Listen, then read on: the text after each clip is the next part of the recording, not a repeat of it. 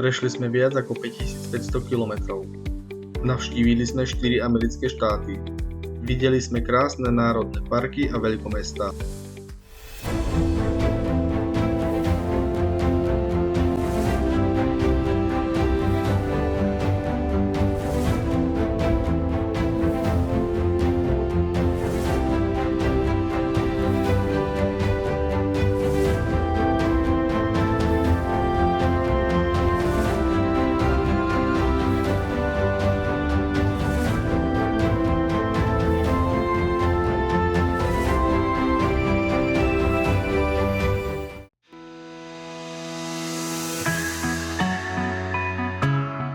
Ahojte, je štvrtý deň ráno a my opúšťame San Francisco.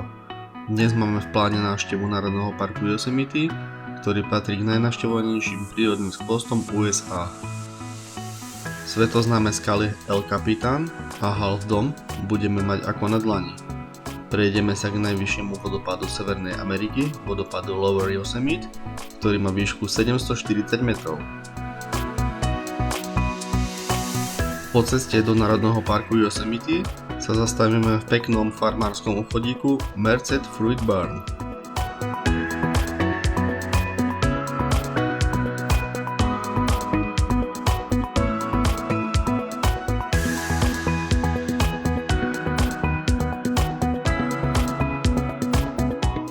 Obchod ponúka množstvo čerstvého ovocia, zeleniny a rôznych orieškov. Ahoj. Hello. Hello. Nie? Nepovieš? Pokračujte týmto smerom. Pokračujte týmto smerom. Je zariadený vo farmárskom štýle a okrem potravín sa tu dajú kúpiť aj rôzne suveníry.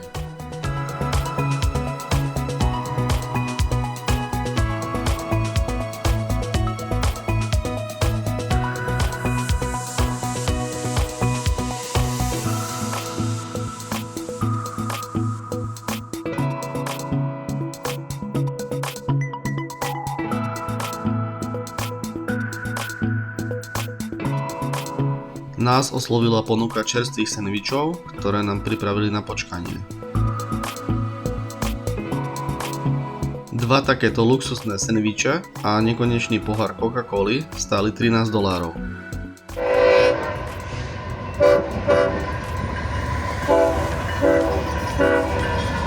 Nákladné vlaky v USA sú neskutočne dlhé. Niektoré dosahujú dĺžku až 4 km.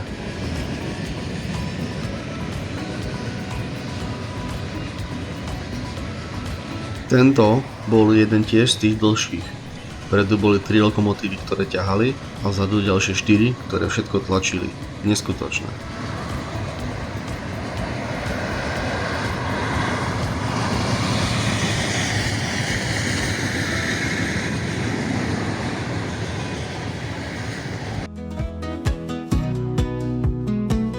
Pokračujeme ďalej až do predhoria Sierra Nevada.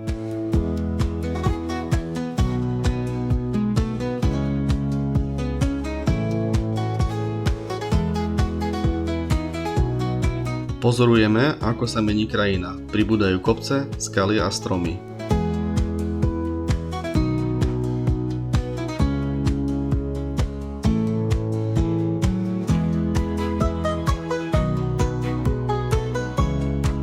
Po chvíli prechádzame pekným malým mestečkom Mariposa, ktoré má známky westernového štýlu.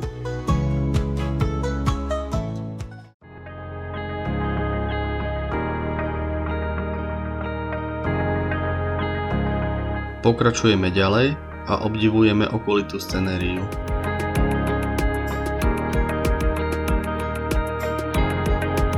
Cesta je poriadne kľukatá a užívame si jazdu, počas ktorej stretávame len minimum aut.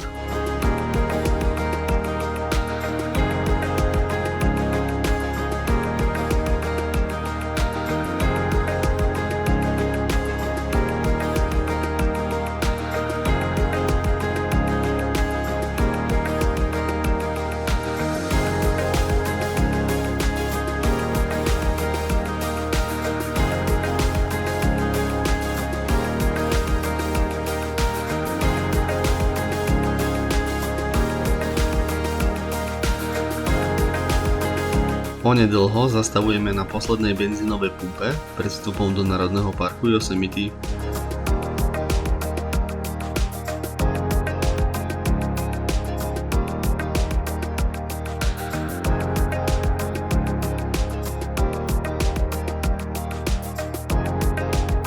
Dotankujeme naše mašiny, urobíme pár fotiek a ideme ďalej.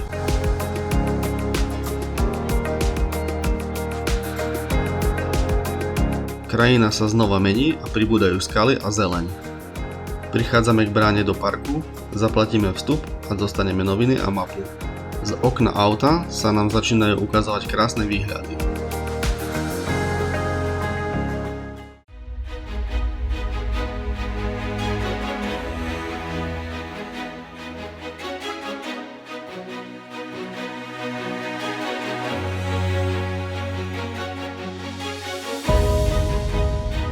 Zastavíme pri krajnici, aby sme urobili prvé fotky. Vítajte v Národnom parku Yosemite. Je to úžasný pohľad, nádhera.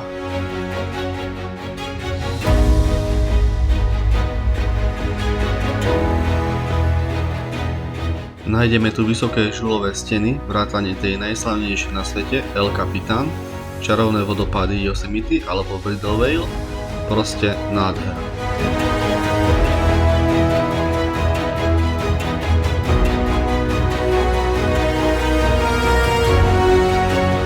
Národný park Yosemite patrí k najnavštevovanejším prírodným atrakciám štátu Kalifornia. Park je domovom množstva druhov zvierat, medzi ktoré patrí napríklad rys, vlk, medveď alebo jeleň. Budeme mať na niektoré z nich šťastie?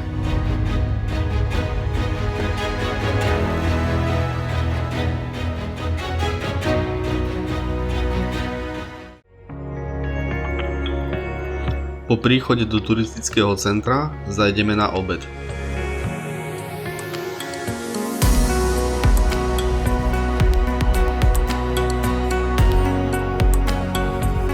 Ochutnáme domáci sendvič s bravčovým trhaným mäsom a domácimi čipsami. Vyzerá to skvelo.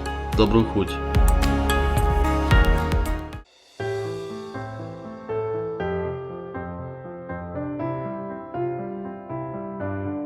Po parádnom obede sa vydávame k vodopádu Lower Yosemite, ktorý je najväčší vodopád Severnej Ameriky.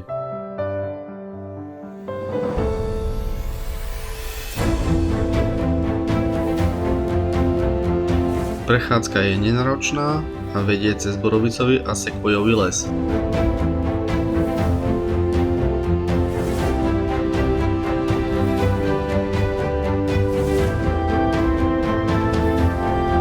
V lese zbadáme 2 medvede.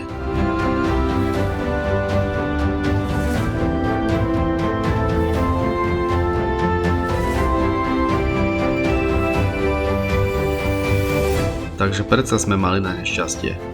Bol to skvelý zážitok.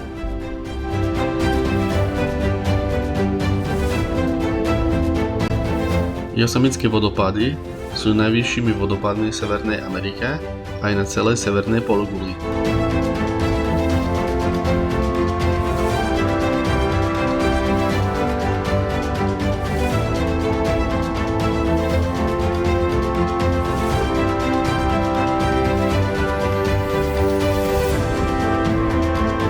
Majú 3 úrovne, tzv. Kaskády, a padajú z výšky 739 metrov. Najviac vody nimi preteká v máji.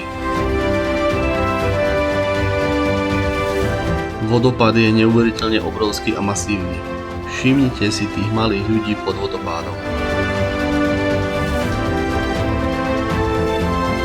Vrátime sa k autu a presúvame sa ďalej.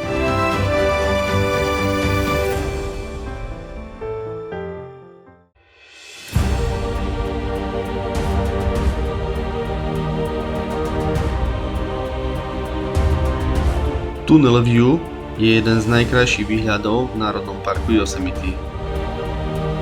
Je odtiaľ vidieť takmer celé 13 km dlhé údolie. Na ľavej strane sa tyčí monumentálny El Capitan, oproti je vidieť vodopád Bridal Veil a v pozadí máme skalu Half Dome.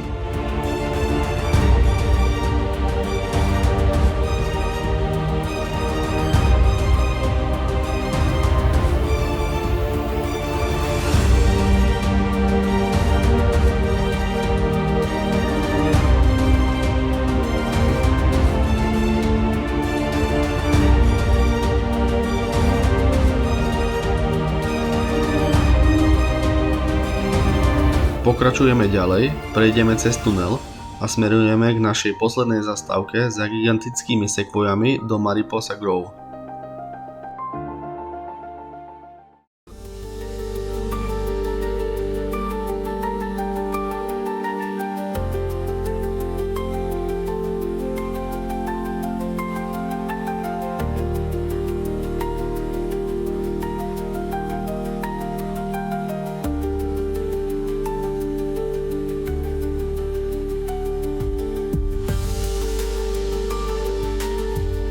Kývadlový autobus nás bezplatne odvezie k naučnému chodníku.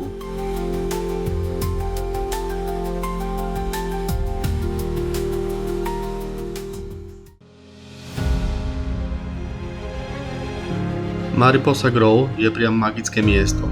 Najväčší les obrovských sekvojí v Yosemitoch s množstvom impozantných stromov.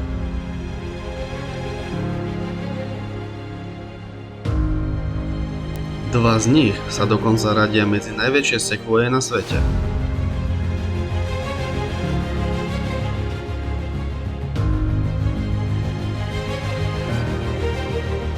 Sekvoje boli ohromne veľké. Škoda, že sa to vo videu nedá takto zachytiť.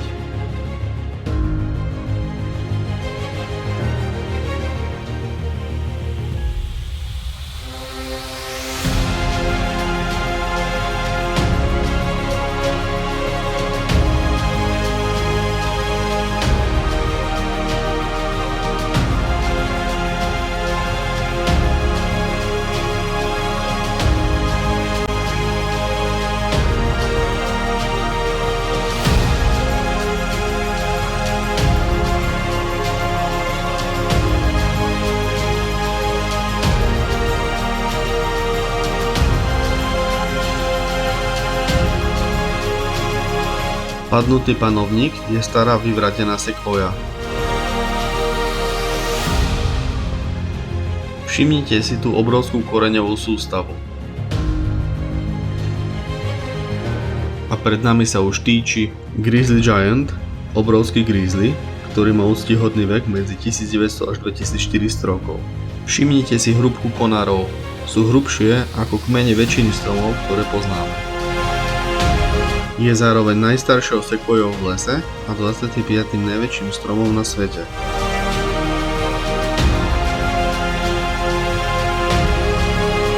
Jeho výška je úctyhodných 64 metrov a obvod kmeňa je 28 metrov.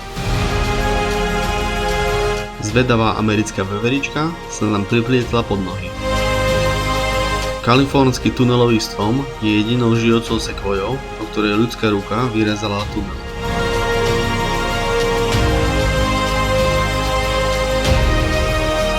Tunel je tak široký, že ním prejde aj malé auto.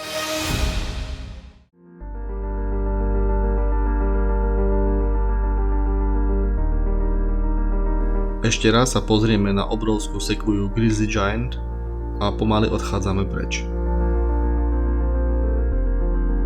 V lese je množstvo obhorených stromov, ktoré začali horieť samoznietením z nadmerného tepla.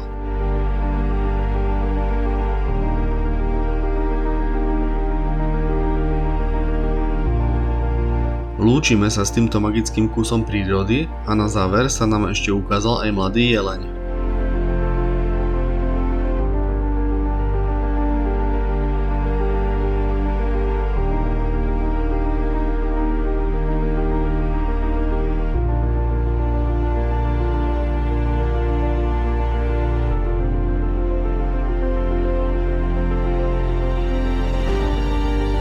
Na hotel v meste Fresno prichádzame vo večerných hodinách.